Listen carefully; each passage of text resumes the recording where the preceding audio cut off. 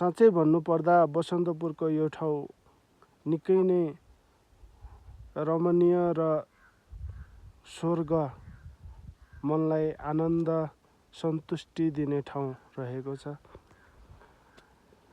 ढुङ्गै ढुङ्गाले बनेको यो बाटो, यो मौसम, यो घरहरू, घाम लागिरहेछ। त्यसै गरी यतातिर लालीगुराँस फुल्ने ठाउँ हो।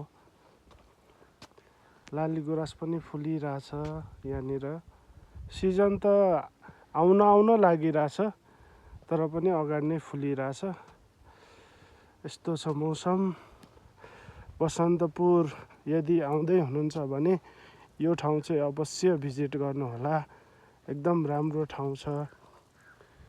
सुकुन मिल्छ क्या यो ठाउँ। यहाँ आइसकेपछि आनन्द मिल्ने ठाउँ, एक प्रकारको मनलाई सन्तुष्टि दिने, रिलिफ, माइन्ड रिलिफ हुने ठाउँ हो यो चाहिँ। यो ठाउँ कहाँनिर छ बसन्तपुरमा?